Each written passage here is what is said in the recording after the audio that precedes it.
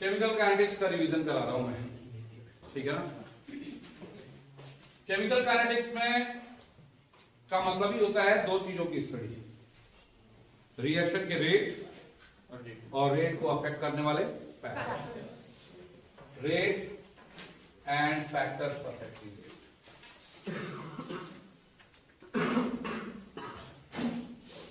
First I will let you know about rate of reaction. एक chemical reaction में आपको पता है रिएक्टेंट जो है वो कन्वर्ट होता है प्रोडक्ट में। टाइम के साथ रिएक्टेंट डिसअपीयर होता है और टाइम के साथ प्रोडक्ट जो है वो अपीयर होता है। यदि रिएक्टेंट रैपिडली डिसअपीयर होता है तो प्रोडक्ट भी रैपिडली अपीयर होगा। अंडरस्टैंड? टाइम के साथ रिएक्टेंट का कंसंट्रेशन तो कम होता है और प्रोडक्ट का कंसंट्रेशन जो है वो बढ़ता है। मान लो रिएक्टेंट के तौर पे ए है, ए का कंसंट्रेशन शुरू में था AI, कंसंट्रेशन को स्क्वायर ब्रैकेट में लिखते हैं हमेशा, जिसका मतलब होता है मोलर कंसंट्रेशन, और T टाइम के बाद इसका कंसंट्रेशन हो गया A फाइनल। तो A के कंसंट्रेशन में जो चेंज हुआ वो हो जाएगा A final minus A initial.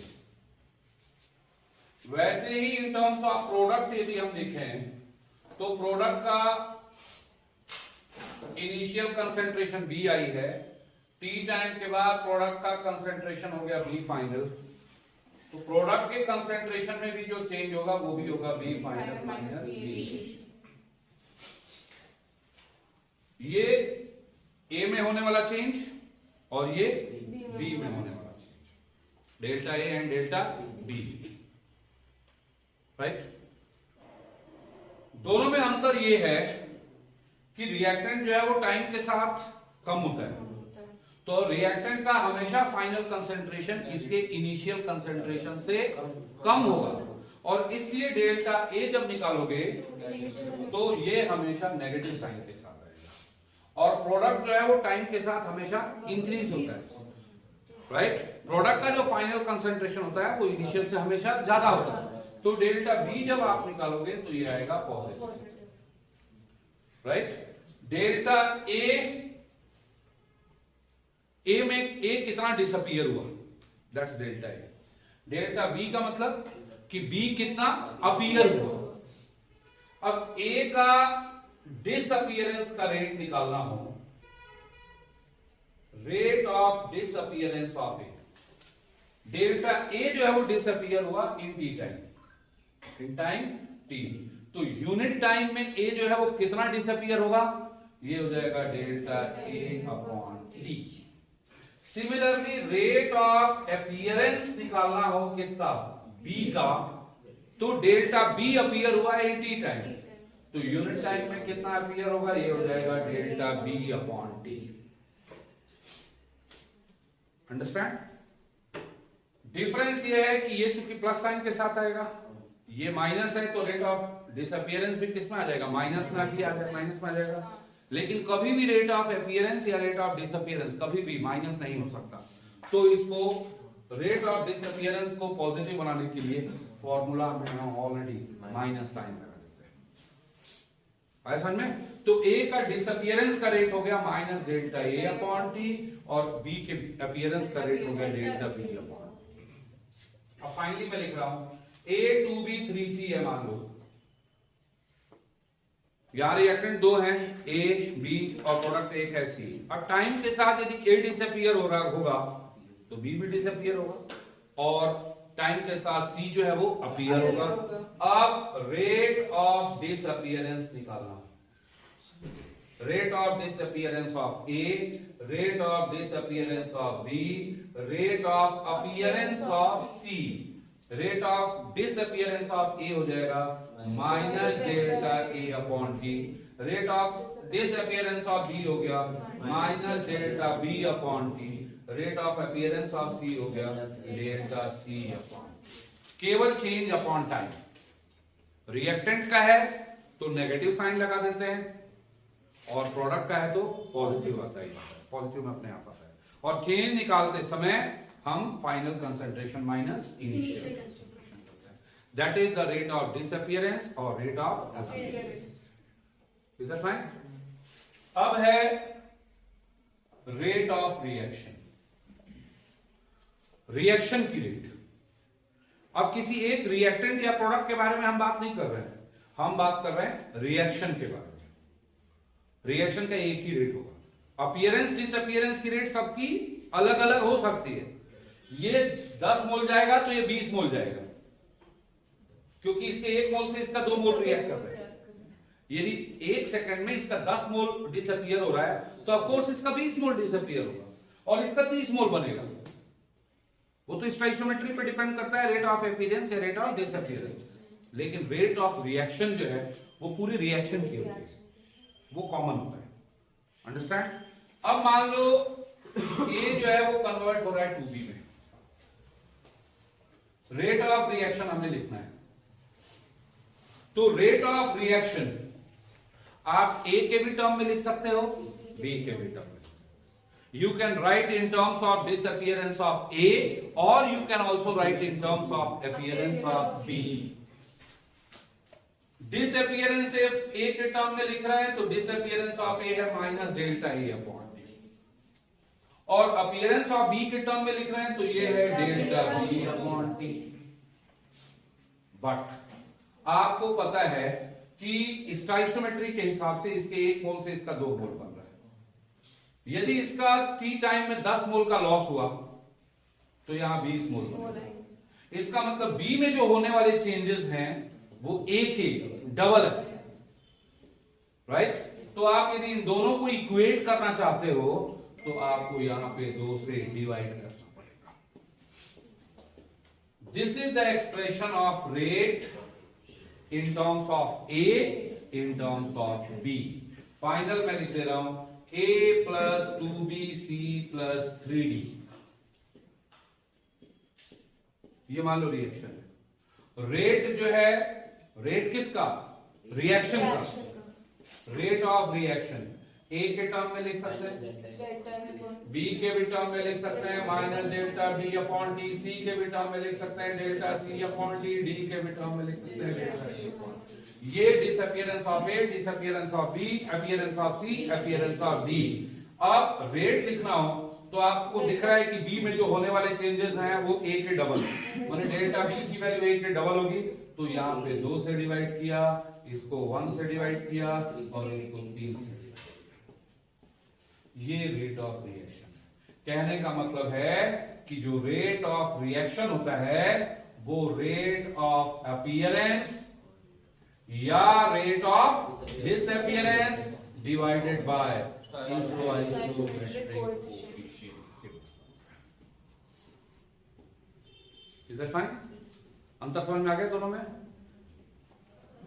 Rate of appearance या डिसअपियरेंस निकालते हैं तो केवल चेंज अपॉन टाइम करते हैं, और चेंज अपॉन टाइम को स्टोइकियोमेट्रिक कोएफिशिएंट से आप डिवाइड कर दोगे तो you will get the rate of reaction. अब इस पे सवाल कैसे अटेम्प्ट करना है, क्वेश्चन कैसे आएंगे, आते हैं, और उनको आपको कैसे अटेम्प्ट करना है वो मैं एक एग्जांपल देके आपको समझा दे रहा हूं. इसमें मेन होता है टॉपिक बहुत आसान.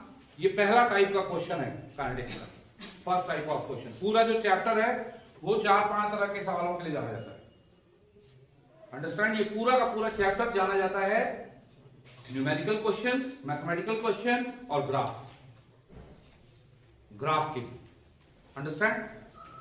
लर्न करने वाली कोई भी चीज इस पूरे चैप्टर में कहीं भी नहीं है, बिल्कुल है ही नहीं है. लर्निंग पार्ट ही नहीं है इसमें, ऐसा चैप्टर है. जैसे मान लो दिया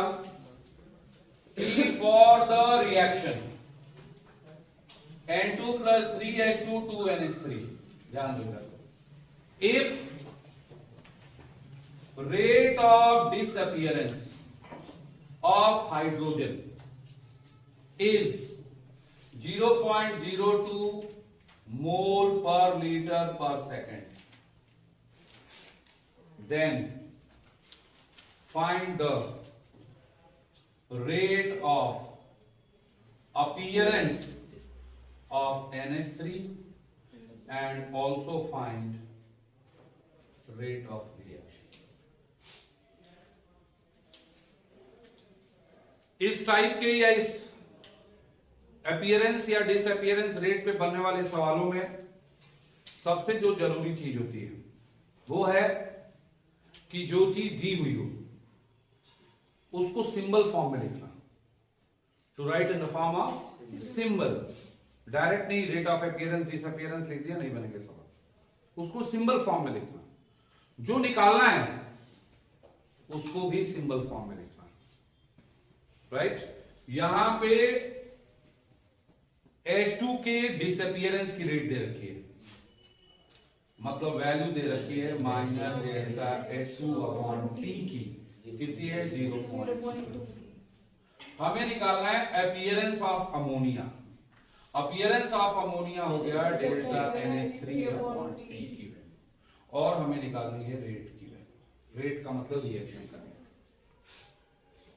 अब रेट का ओवरऑल एक्सप्रेशन दे लिखें तो रेट होगा minus delta N2 upon T minus delta H2 upon 3T is equal to delta NH3 upon 2T। ये फर्स्ट, ये सेकंड, ये थर्ड, ये फोर्थ, चार चीज। हमारे पास नाइट्रोजन से तो कोई लेना देना है नहीं है, कुछ भी सवाल में कुछ पूछा ना गया है ना दिया हुआ है। हमें जो है वो H2 अपॉन T की वैल्यू दे रखी है, NH3 अपॉन T निकाली, मतलब थर्ड एंड फोर्थ हम यूज में ले सकते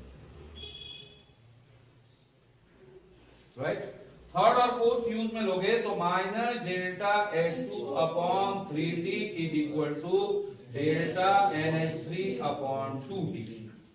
बराबर हुआ। अब वैल्यू किसकी चाहिए?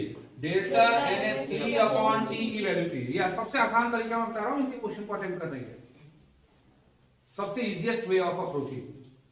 अब डेल्टा NH3 अपॉन T की जो वैल्यू हुई वो 2 into minus delta H2 upon 3T।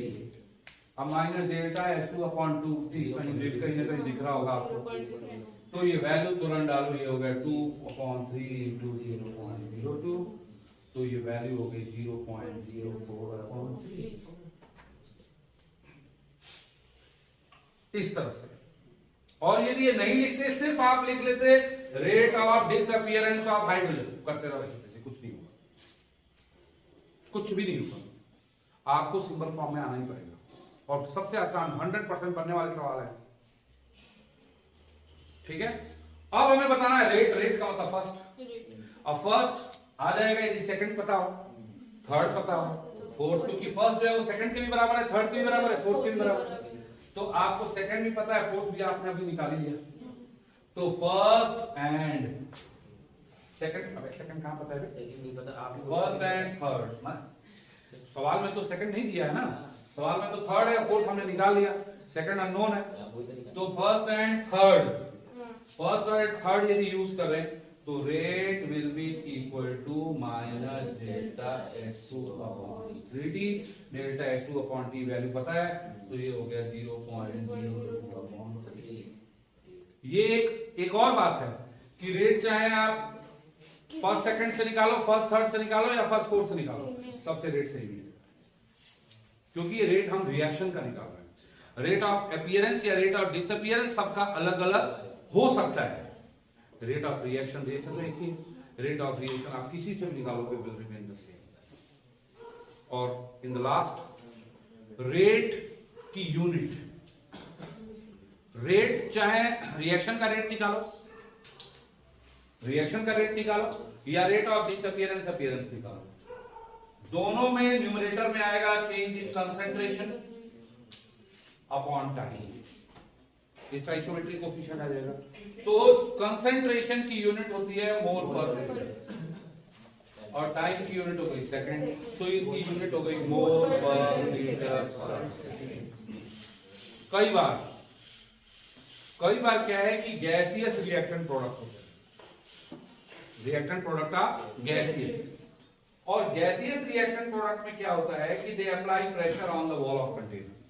When their molar concentration will change, their partial pressure is also changed. So you can also write the expression of rate in terms of change in partial pressure. ये मान लो सारे के सारे gaseous है, in fact high है। तो time के साथ यदि इसका कंसंट्रेशन डिक्रीज हो रहा है नाइट्रोजन का, क्योंकि अमोनिया बन रही है, तो नाइट्रोजन का पार्शियल प्रेशर भी डिक्रीज होगा। जिस रेशियो में इसका कंसंट्रेशन चेंज होगा, क्योंकि आपको पता है PV is equal to nRT, ideal gas equation. तो P is equal to N by V RT। N by V होता है कंसंट्रेशन, तो P जो है यदि RT कांस्टेंट हो तो P डायरेक्टली प्रोपोर्शनल हो गया कंसंट्रेशन। तो जिस रेशियो में कंसंट्रेशन चेंज होगा, P also will be change in the same ratio. तो कई बार it is written in terms of partial pressure also, right. तो रेट का एक्सप्रेशन कई बार कंसंट्रेशन के टर्म में ना होके change in partial pressure of nitrogen, partial pressure of hydrogen, partial pressure of ammonia, change in partial pressure of nitrogen, change in partial pressure of hydrogen, change in partial pressure of ammonia upon time। ये rate of disappearance of nitrogen hydrogen हो गया, और ये rate of appearance of ammonia। जिस ratio में concentration change होगा उसी ratio में पार्शियल प्रेशर भी चेंज होगा। तो यूनिट हो जाएगी, न्यूमरेटर में प्रेशर की यूनिट अपॉन डिनोमिनेटर में टाइम की यूनिट, एटीएम पर सेकेंड, बार पर सेकेंड, पास्कल पर सेकेंड, मिलीमीटर ऑफ मरकरी पर सेकेंड, सेंटीमीटर ऑफ मरकरी पर सेकेंड, टॉर पर सेकेंड, प्रेशर की सारी यूनिट आएगी। ठीक है, जो यूनिट लेना चाहो प्रेशर की। Is that fine? This is everything about rate. पहला टाइप का क्वेश्चन मैंने बताया ना, ये चैप्टर जो है वो जाना जाता है 4 अलग अलग तरह के मैथमेटिकल क्वेश्चंस के लिए, राइट। पहला टाइप हो गया, ये पहला टाइप का न्यूमेरिकल भी हो गई। और ओवरऑल चैप्टर की बात करें, chemical kinetic rate and factors affecting rate. तो रेट के बारे में तो हमने बात कर लिया। Now we are going to talk about factors affecting.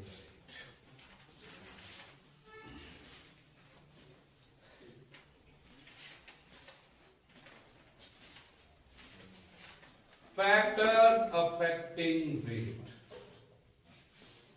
Rate को अफेक्ट करने वाला, गिरा मत देना नहीं तो बस। रेट को अफेक्ट करने वाले फैक्टर में पहला है मोलर कंसंट्रेशन ऑफ रिएक्टेंट, और दूसरा फैक्टर है टेम्परेचर। इसके अलावा भी फैक्टर है catalyst, surface area of reactant वगैरह, लाइट की प्रेजेंस। लेकिन हमें इन दोनों के बारे में भी है टू फोकस, ठीक है ना। रिएक्टेंट के molar concentration, think it theoretically.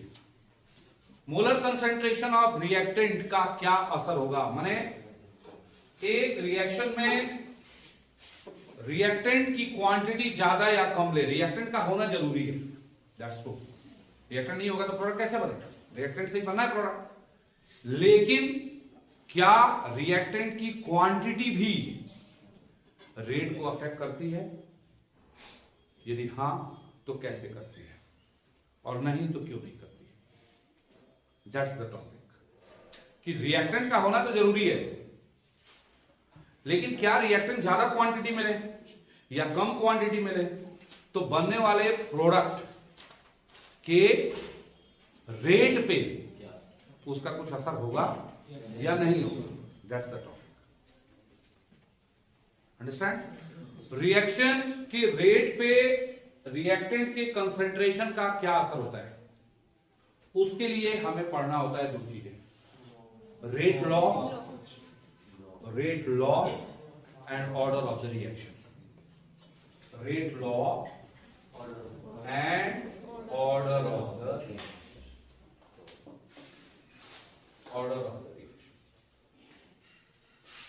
ठीक है, जैसे मान लो A जो है वो A+2B प्रोडक्ट बना, आपने एक्सपेरिमेंटली, नॉट थ्योरेटिकली, एक्सपेरिमेंटली आपने या किसी और में A और B के कंसंट्रेशन का असर रिएक्शन के रेट पे क्या असर होगा, A और B के कंसंट्रेशन का वो स्टडी की है और उसको कंक्लूजन दिया after the experimental study, experimental observation, experimental analysis. ये नहीं कि रिएक्शन देख कोई बोल दिया कि रेट जो है वो ए के ये रिलेशन है, बी के ये, no, after the experimental observation, experimental analysis आपने कंक्लूड किया कि रेट जो है वो ए के तो डायरेक्टली प्रोपोर्शनल है, ए के कंसंट्रेशन से, और रेट जो है वो बी के भी कंसंट्रेशन के डायरेक्टली प्रोपोर्शनल है।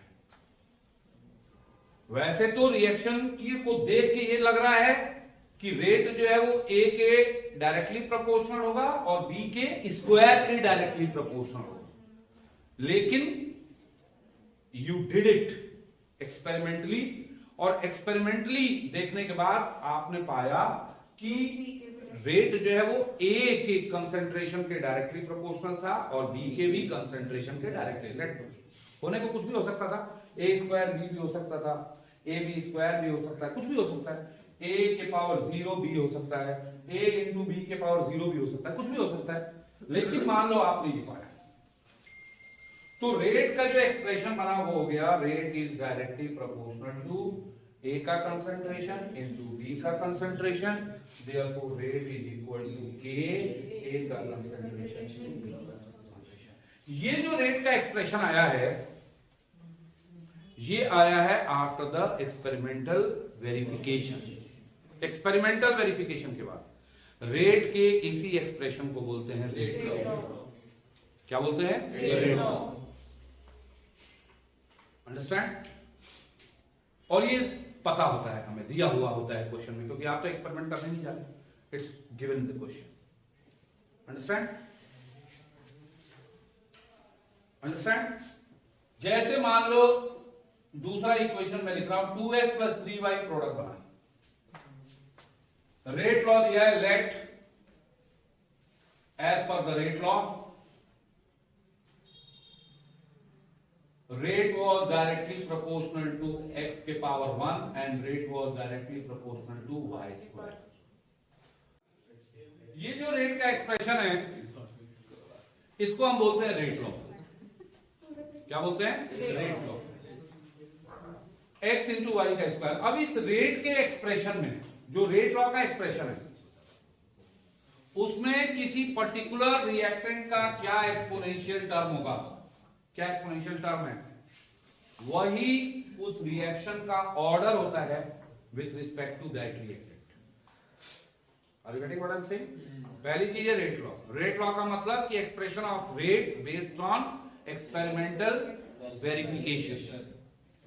फर्स्ट थिंग, रेट लॉ का मतलब हुआ expression of rate in terms of reactant concentration of reactant after the experimental verification।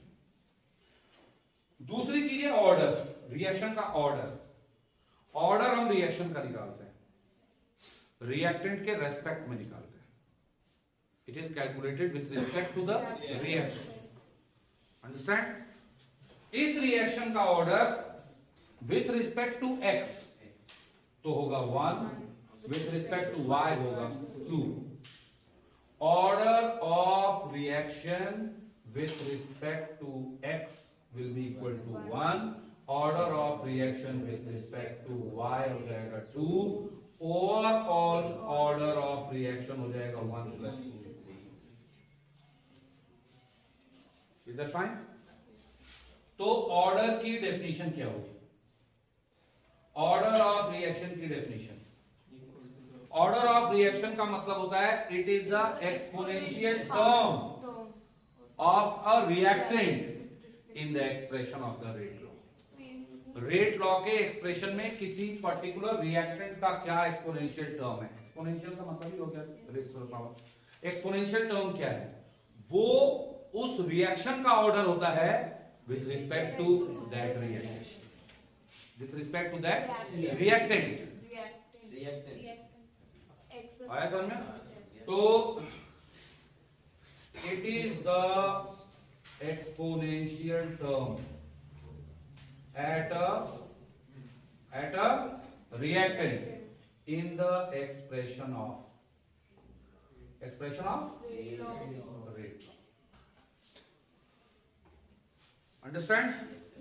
Order के बेसिस पे एक reaction on the basis of order और रिएक्शन में बी zero order, first order, second order, fraction में भी हो सकता है ऑर्डर 1.5 ऑर्डर, 1.2 ऑर्डर, और इसके अलावा एक है pseudo first order.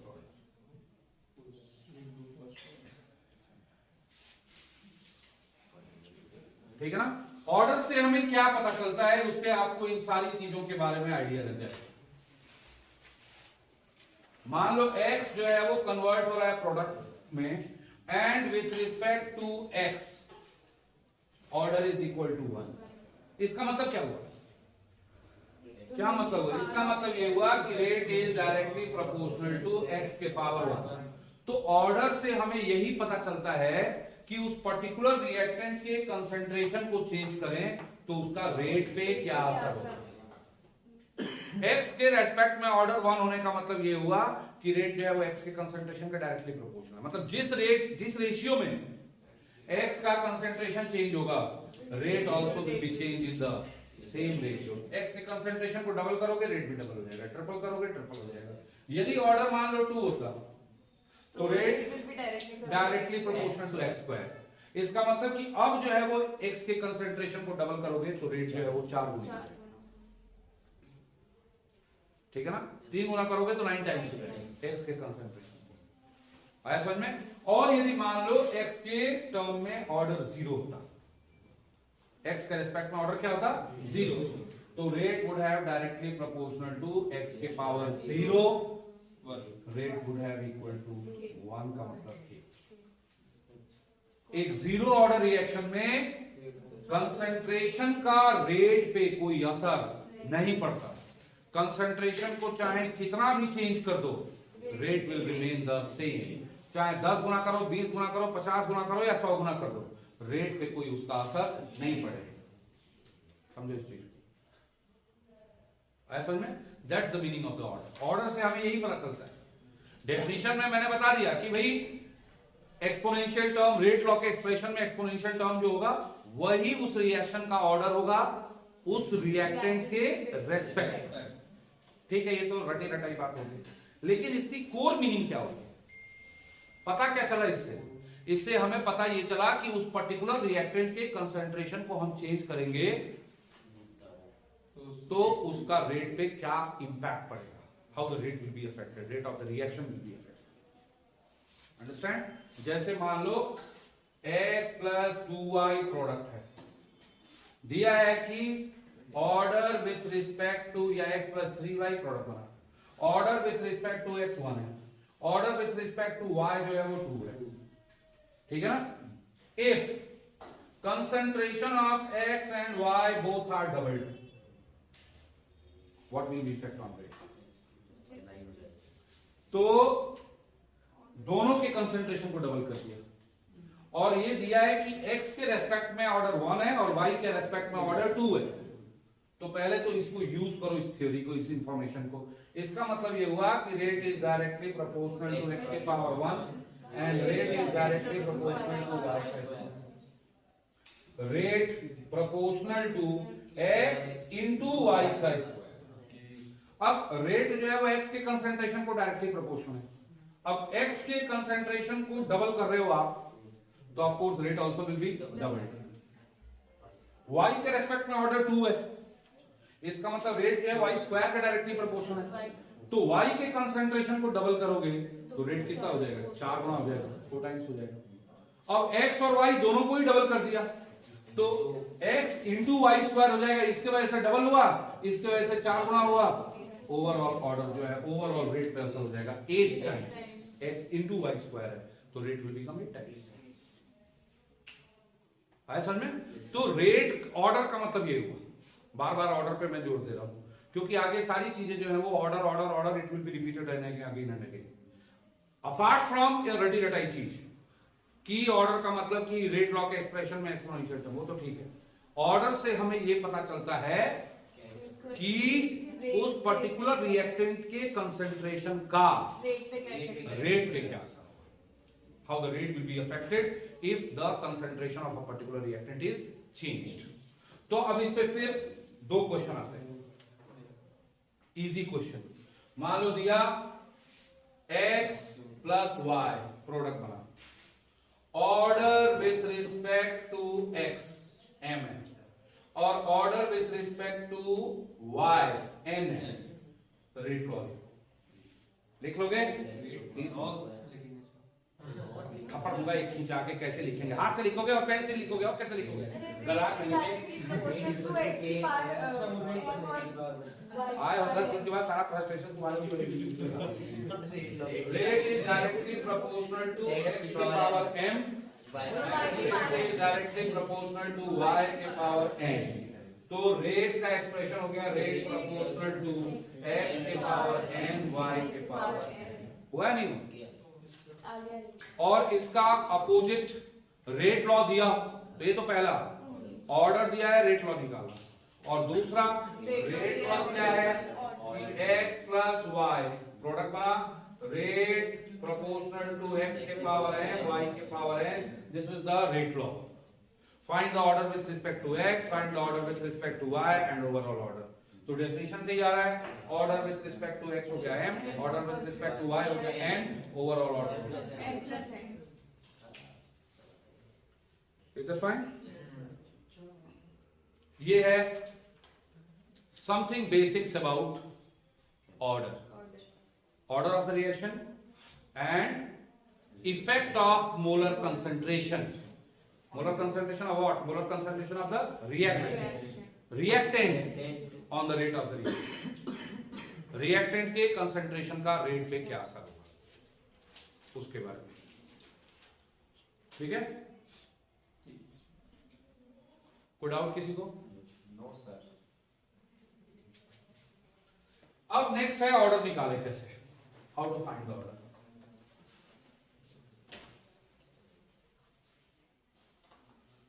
How to find order and how to find of course rate law. Order आ जाएगा तो रेट लॉ भी आ जाएगा, ठीक है?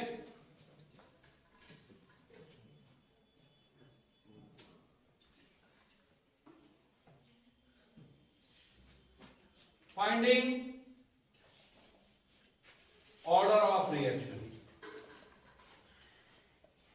ऑर्डर फाइंड करने का जो पहला तरीका है वो तो है ग्राफिकल मेथड। इसमें कोई केवल इसकी बेसिक्स हमें जाननी है। x और y, x जो है वो कन्वर्ट हो रहा है प्रोडक्ट में, केवल एक ही रिएक्टेंट है और x के रेस्पेक्ट में ऑर्डर निकालना है, understand, with the help of graph. तो हम क्या करते हैं कि पहले अलग अलग टाइम पे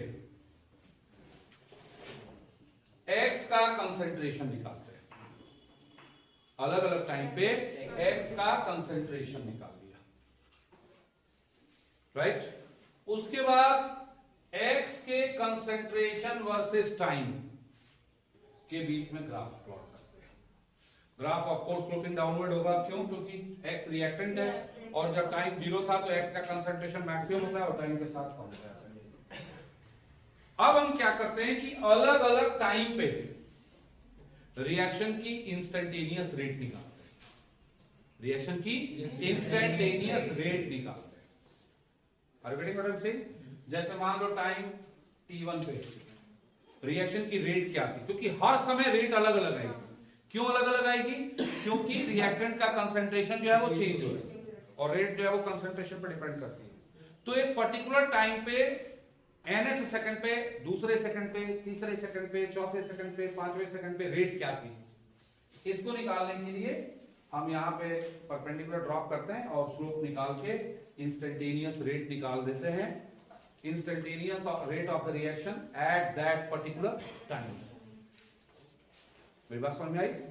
या एट दैट पर्टिकुलर कंसंट्रेशन कि रिएक्टेंट का ये मान लो अलग अलग कंसंट्रेशन था, ये कंसंट्रेशन C1, ये कंसंट्रेशन C2, ये कंसंट्रेशन C3 और ये कंसंट्रेशन C4।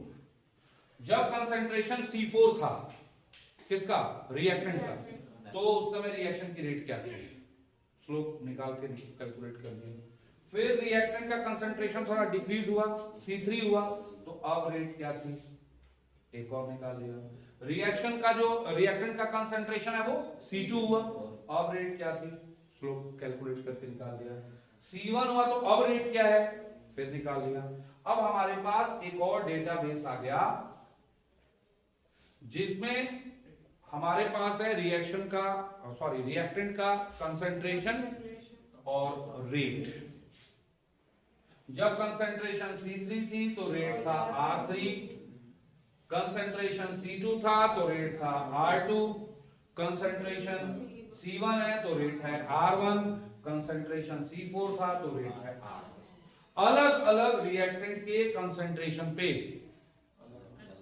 रेट आ गया, क्या गया, रेट, ये पूरा डेटाबेस।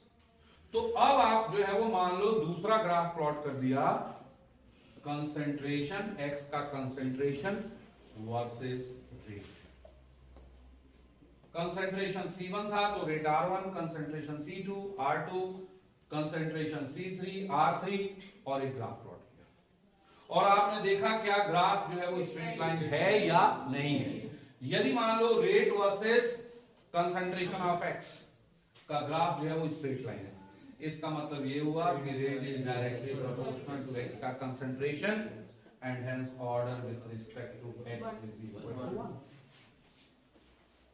आया समझ में। मान लो रेट वर्सेस एक्स का कंसंट्रेशन, इसका ग्राफ जो है वो स्ट्रेट लाइन नहीं है,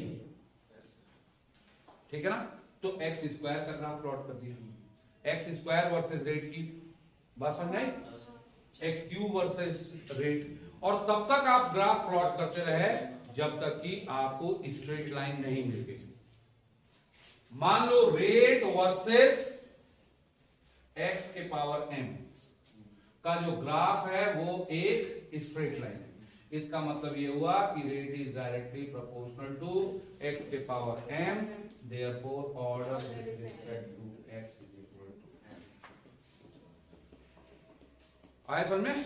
इसका मतलब ये हुआ कि पहले हम ओवरऑल समराइज कर दूं, पहले हम कंसंट्रेशन वर्सेस रिएक्टेंट के कंसंट्रेशन वर्सेस टाइम का ग्राफ प्लॉट करते हैं, अलग अलग टाइम पे कंसंट्रेशन निकाला, कंसंट्रेशन वर्सेस टाइम का ग्राफ प्लॉट कर दिया, फिर अलग अलग कंसंट्रेशन पे रिएक्शन का इंस्टेंटेनियस रेट निकालते हैं, और फिर रेट वर्सेस कंसंट्रेशन का ग्राफ प्लॉट करते हैं और देखते हैं स्ट्रेट लाइन आ रहा है या नहीं, राइट। और हम तब तक ग्राफ प्लॉट करते रहते हैं जब तक कि हमें स्ट्रेट लाइन नहीं आती। मान लो rate versus concentration of X के पावर m का ग्राफ स्ट्रेट लाइन आ गया, इसका मतलब कि rate is directly proportional to X के power m, hence order with respect to X is. अगर ऑर्डर जीरो, मतलब जीरो ऑर्डर रिएक्शन हो तो लाइक अब कंसंट्रेशन के साथ वो टाइम तो चेंज हो गई नहीं, मतलब वो डिपेंड ही नहीं करता, तो स्ट्रेट लाइन आ जाएगा, पैरेलल आ जाएगा।